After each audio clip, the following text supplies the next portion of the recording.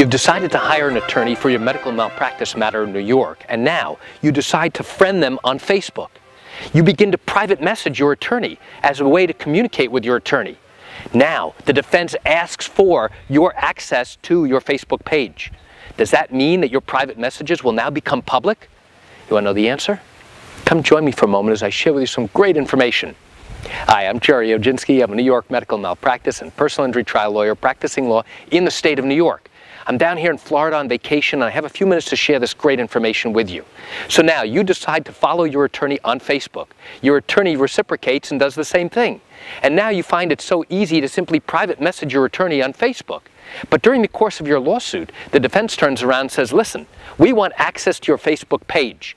And now you're worried that if the judge gives them access to your Facebook page, they are going to see all of your private messages that you've had in your communications with your attorney.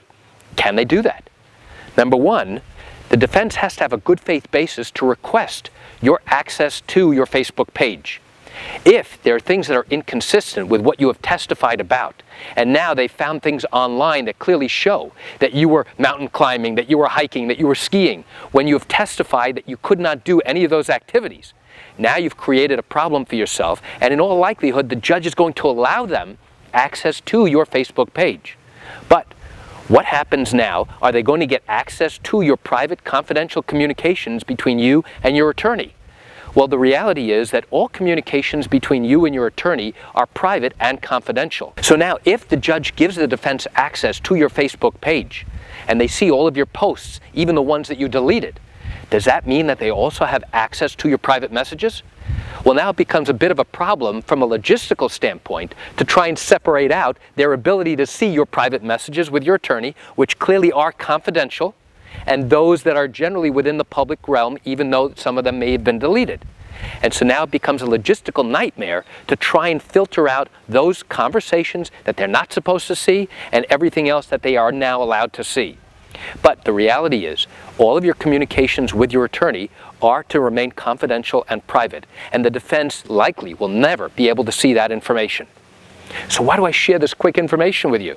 I share it with you because there are so many people who use social media today to communicate, even with the attorney, that now they think, hey, my communications will have nothing to do with anybody's access to it. They're private and confidential.